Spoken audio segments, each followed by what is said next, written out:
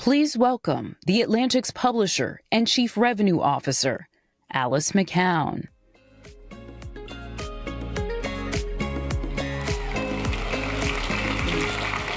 Good evening, everyone. I am Alice McKown. I am the publisher of The Atlantic. We are so thrilled to have you here tonight for a night out with The Atlantic, which is an exciting evening of storytelling and conversation. Tonight, we're going to bring you two extraordinary experiences. First, we're going to show you the FX news series, The Lowdown, and then we'll have an inside look with the creatives behind Netflix's new film, House of Dynamite. Before we get started, I want to thank our underwriter, Cathay Pacific, for their support of The Atlantic's journalism. Please welcome Cathay Pacific's Cindy Lamb, Senior Vice President of the Americas, for a brief welcome.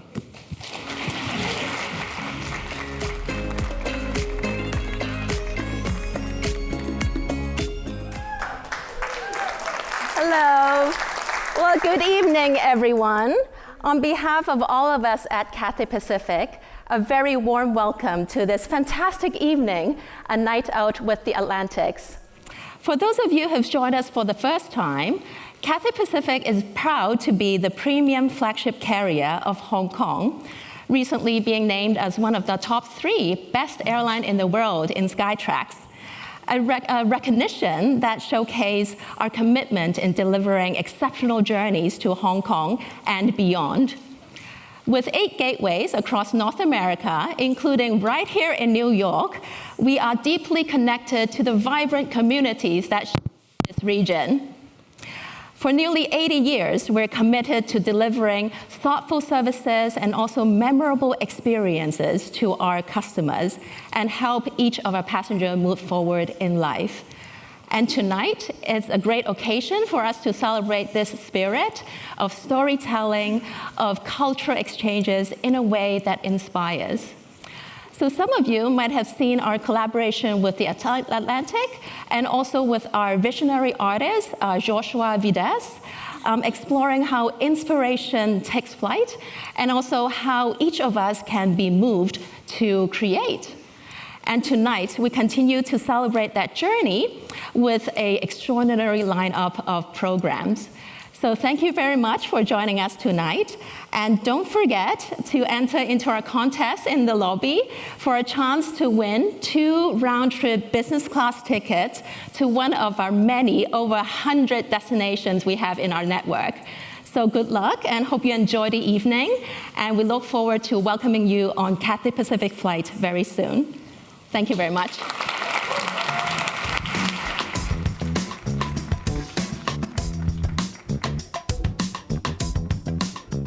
We have an incredible evening planned. First, we're going to enjoy the premiere episode of the FX series, The Lowdown, which stars Ethan Hawke as Tulsa's citizen journalist and self-proclaimed truthstorian, Lee Raybon. After the screening, we'll hear directly from the creative force behind the series, Sterlin Harjo.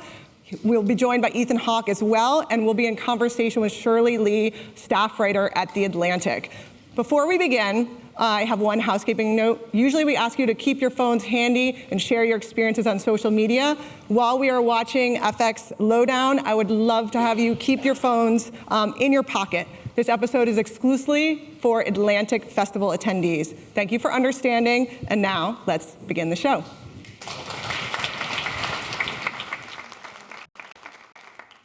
Here to discuss FX's The Lowdown, please welcome creator, executive producer, writer, and director, Sterlin Harjo, actor and executive producer, Ethan Hawke, with Shirley Li, staff writer at The Atlantic.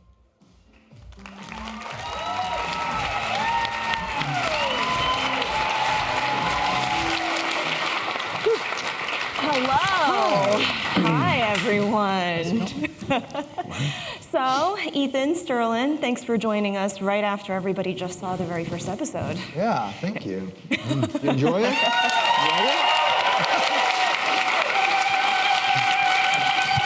That's right. Let's dive right in. Sterlin, I'm going to start with you.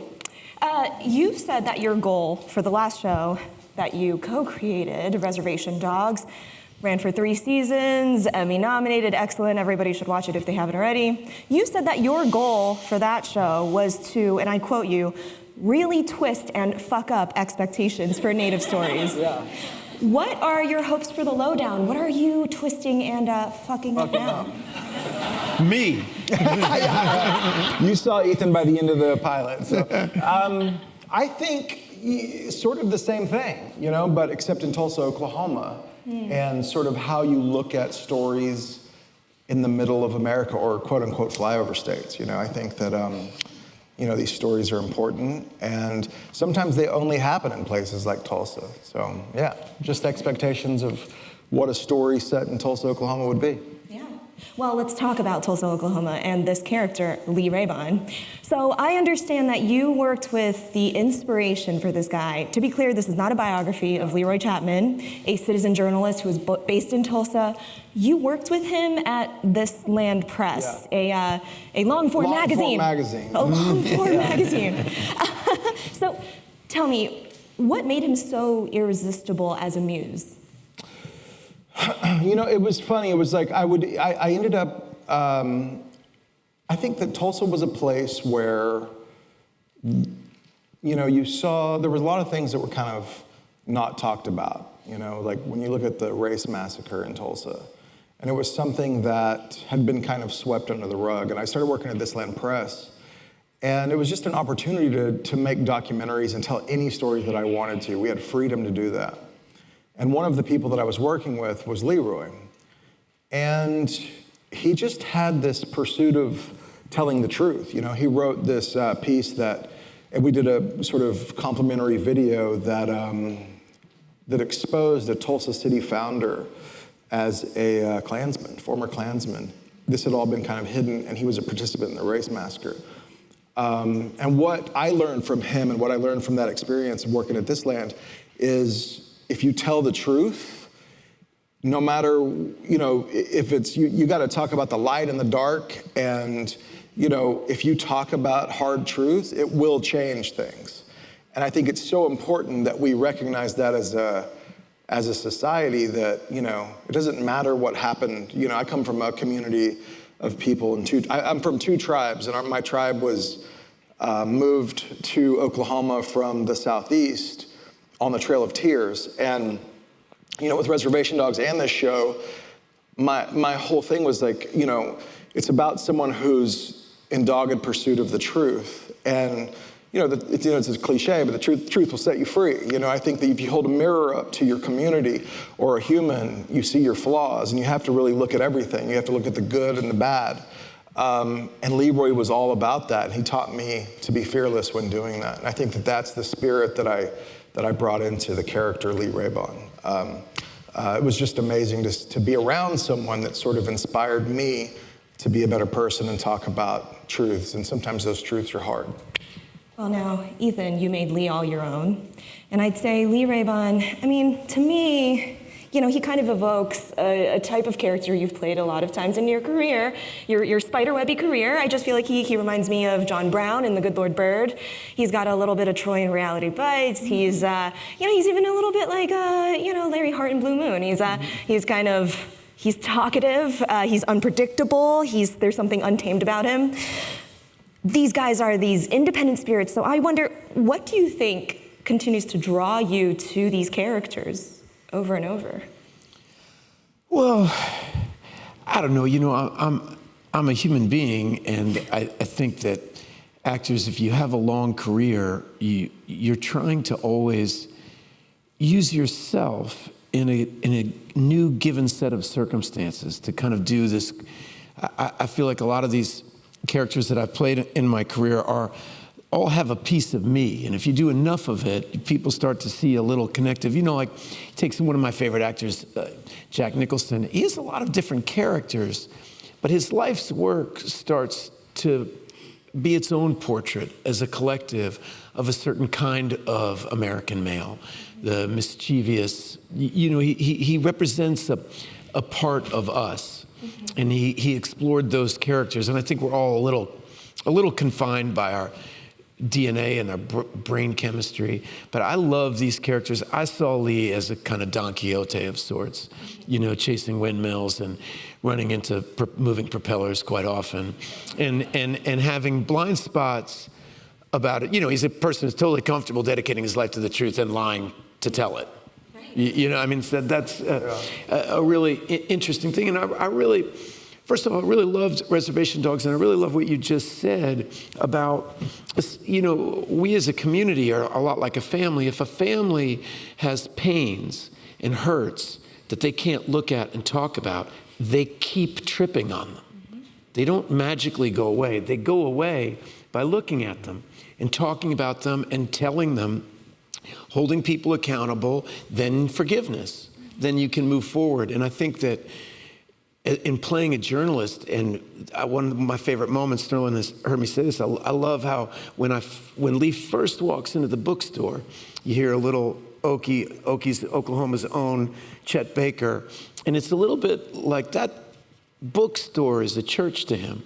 There's something holy about that space, and the way the music and the way that Lee feels when he walks into that place it's a worship of ideas and a worship of the collection of ideas that bookstores always represent to me. Mm-hmm. That was a long-winded, meandering answer. Did I make sense out of that? Yeah. I pulled it out? Okay. No, you got nuggets of gold in there, I think. I mean, one of which is... We'll chop it up. We'll chop, yeah, that's totally what we do. Well, yeah, we'll definitely fix it in post. Okay, great. Listen, actually, something I want to pull out here is, you're playing a journalist, the citizen journalist. I read an interview of yours in 2005 when you said you wanted to be a journalist. Any chance you're still interested in that job, Ethan? You know, I'm really surprised. Somebody brought that up to me the other day, and I can't believe I said that. I mean, it just doesn't sound like me at all. 20 years ago. 20 years ago, I said that. Well, the truth is that, and you know this, that part of my brain I've put into documentaries. Yeah. You know, I do, and I do love. I've done a little bit of journalism in my life. I think when I said that, I'd just written an article for Rolling Stone on Chris Christopherson. And I was really turned on by that experience of meeting him and writing about him and trying to shape his life story into something that you could read. And it was incredibly difficult. And I had been interviewed a lot in my life, and it was great to sit in the other chair and realize how hard that is. What a difficult position that you're in right now. Yeah. And this was really intense, by the way. Yeah. I thought there would be like more of a walk to the stage, and it was like, no, there's lights on. And all our voices booming. Yeah. It's really, I feel very insecure right now. Yeah. But I do, I guess I did love it, and I do love it, and I love this character because of it. Mm-hmm.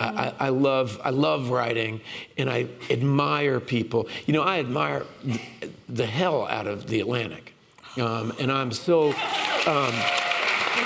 Grateful to the Atlantic, and it's a time of real bravery, and so I'm really impressed, and it brings me great joy to get to put that this is the show that we're putting into the Homestead of America. Because if you watch what Sterlin wrote as the series goes on, it's really funny, it's really mercurial, and it really is about something, and I'm really proud of what it's talking about. Yeah. I mean, on that note, I want to talk a little bit more about writing this character and his idea of truth. What you said before about how he wants the truth, but he'll lie his way to get it. I mean, Lee Raybon is full of contradictions, right? He's sanctimonious, but he's also good. Yeah. You know, he's insufferable, but he's charming.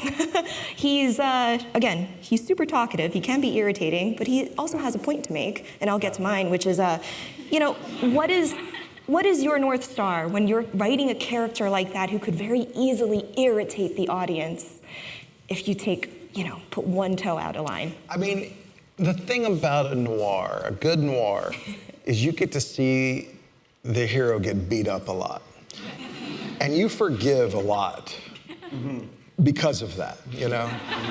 And right out of the gate, Ethan's character is getting beat up from, like all the way to the end, you know? Like there was a film called The Setup. A friend of mine, Josh Fadem, had turned me on to it. We were talking about the script, and we showed all the writers, and it's about this boxer, right, who can't quit boxing.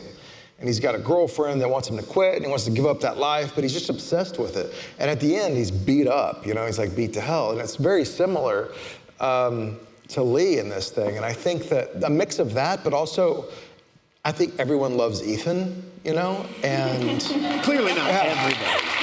And it's, I think in someone else's hands, it could be really annoying, but you're just constantly rooting for Ethan, and we've also kind of grown up with him, I mean, I've grown up with him from his early films all the way until, his later films. So stupid. He's obviously better at this than I am. And I think we talk about that a lot, and I think I'm also, as you can tell, I'm a bit charismatic, and I sort of write myself into him as well. And then we also had some great writers, from the great Walter Mosley that I know has been involved with Atlantic Fest, and I don't know if he's here, but maybe he's not. But all these really great writers that helped, kind of keep me in check and make sure that this character was, we walked the line a little bit with it. I mean, the more somebody gets bloodied and bruised, the more you kind of want to root for him, right? And he's also at the heart, I'm sorry to interrupt, but at the heart, he's also a good father. I mean, that's the dance of the show is, he's got this daughter and he's really trying. It's not like, he's not putting that on. And Ethan and I are both, fathers of daughters. And we've both had that experience of trying to be artists and trying to balance this life of how much, when does it start hurting them? Kind of going and doing your thing. And how much, you balance, I'm trying to show my daughter what it's like to be a struggling artist, and there's something very beneficial in that. She recently graduated from Pratt with a creative writing degree, just so you know. But also, we're living in crazy situations, sort of borrowed homes and things like that. And it's sometimes you sit and you're like, man, I hope this turns out good because I'm really, you're taking a gamble. And I think that, Ethan and I both could identify that side of Lee and talked a lot about it. Yeah. Well, I mean, a big part of that involved bringing Ethan to Tulsa, right? It's where you're based, but Ethan, obviously, this is somewhere you had to spend a lot more time in. Yeah. Could you talk about that experience and what it illuminated for you and your understanding of this story and its characters? Well, there's so much to say about both those things. I guess I had the experience, Sterlin invited me to do a guest role at the end of Reservation Dogs, and I had it was an amazing experience to go to Tulsa, a place that I'd never been before. My family's all from Fort Worth, Texas, and I thought that they would be similar, and in some ways there's things in common, but it's very different. And that set of Reservation Dogs was a magic place to be, and I felt it. It was like putting your finger in an electric socket. I felt this whole community that was in love with the fact that they were getting to make this show.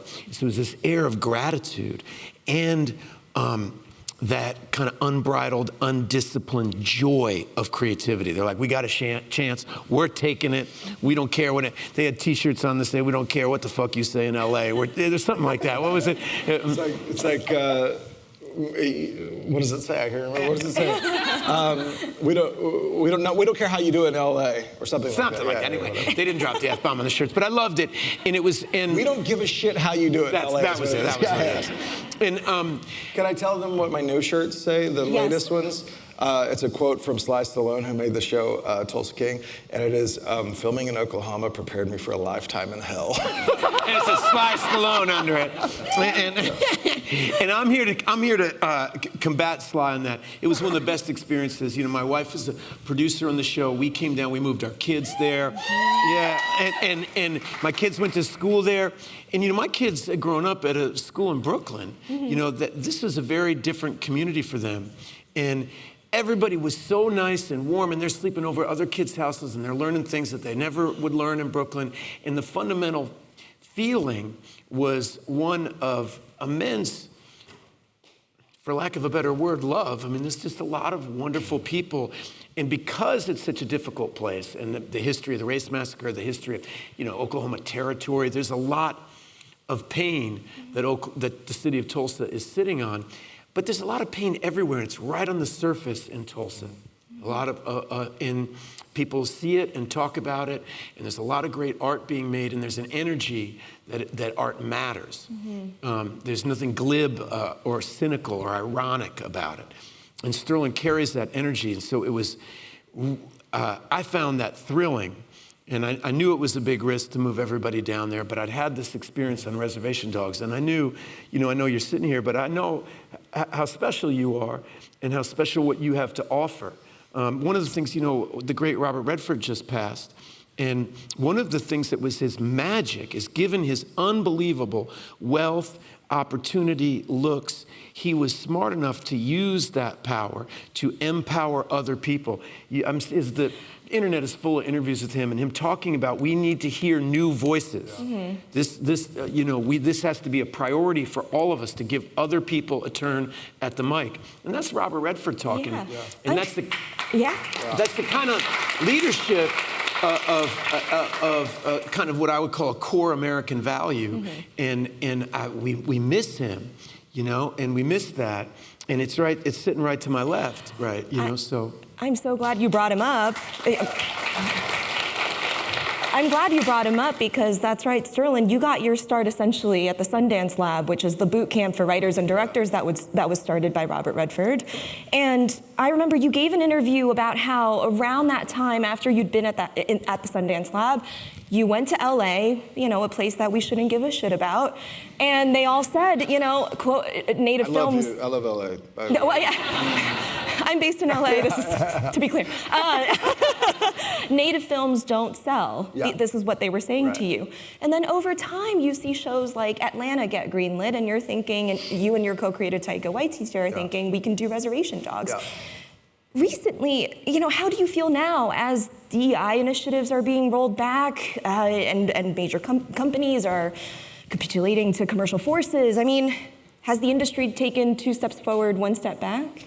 Yeah, I mean, it's always going to be a fight, I think, but it's a fight that's worth, fighting for. I think that I'm proof, I guess, that you can find voices that have something to say that are going to benefit everyone, You're not always going to find that, but I care about humanity, and I hope that my films and the work that I do express that love of humanity. And I have a perspective that no one else has, and I think that different perspectives are important. Everyone that I was raised by are the descendants of people that survived, literally survived the Trail of Tears, and the U.S. government forcing us to leave our homelands and displacing us and putting us into Indian territory. And it took me a while to realize that, but then I look around at my whole community and all of them are descendants of the survivors, people that lived, because thousands of people didn't live. And, there's something very important about that perspective. I grew up with a very different perspective, and I would hate to be in a world where only my perspective or only one perspective is championed. I think that, we're only better by listening to other voices and letting other people sit at the table and talk. I mean, that's how we share, and that's how we exchange, and that's what makes us beautiful, I think, as human beings. Yeah. I was really scared I wasn't going to land that plane. There was a moment where I was really digging deep, Don't worry, there was a pilot at the controls. You were good. Listen, as we wind down this conversation, Ethan, I also want to know your thoughts on what we were just talking about here, because I know that there have been scripts that you've wanted to get made, and instead you've had to pivot and turn it into a graphic novel, or you've made documentaries while trying to figure out what you want to do next. What keeps you going as an artist? Is it going to places that are not, I mean, that's such a beautiful example of what you're talking about. Ethan saw a lack of, sorry to steal this, but Ethan saw, Ethan saw a lack of voices, and you look at the story of the Apache and Geronimo, and you know, it was like, where is the story from the native side of things? And Ethan did a lot of research and wrote this script and then couldn't get it made in Hollywood. And that's literally how we met. That's how we met, is I found this graphic novel through a friend, Martin Sinsmeyer, and I reached out to Ethan and I said, I have a take on this. I think we can make a show. And we met at Chateau Marmont, of all places. And yeah. We split the bill. No, Ethan paid. And but you know, again, we talked about this script and turning it into a script. And my take on it was, what if we, you know, tell this story? It's too hard to explain, but it's like, it's kind of framing the story in this way of who gets to tell the story. And it was kind of this kind of representative of our friendship and us both telling this story together. And that's how I'm here right now, you know, and sitting with Ethan. Is that project? It was actually a really incredible meeting where, you know, what right do I have to tell that? Doesn't matter how fascinated I am or intrigued or how many books I read about Geronimo, what right do I have to tell that story? And we asked each other really tough questions, and we had this idea, what if we made a movie about struggling for whose story is this? Yeah. You know, what if we took our conversation and put that into the movie? And I could get into the details of it, and it's actually super interesting, but it's too long. And we're gonna make it someday. We're gonna make it someday. But what's funny about it is that through the process of trying to write this story, we didn't make that movie, but we made this one. Mm-hmm. And what your question of what keeps me going is the same thing that keeps all of us going. It's a curiosity and a love of life, and wanting to have new experiences and staying in touch with the voice that, like, inner 15-year-old that was really idealistic, and combining that with experience. Because, you know, without real experience, confidence is impossible. You're faking confidence until you know what you're doing. Mm-hmm. But if you can keep the wisdom that comes through experience and keep the joy, and I, you know, what I was talking about, but going to the set of Reservation Dogs, I was like, oh, there's joy. Mm-hmm. Oh, there it is. Right, there's gratitude. There it is. I want to be on this set. I want to make a movie with you. And that's what keeps you going. Yeah, it's finding that spark, that electricity. Yeah. Well, I mean, the result of that electricity is The Lowdown, which you just saw the first episode of. Thanks, guys. Thank you, everybody. Yeah, the show premieres on Tuesday on FX. Thank you guys for being here. Thank you all for being here. Have a good night. Yeah, thanks to this beautiful theater. Appreciate it, everybody.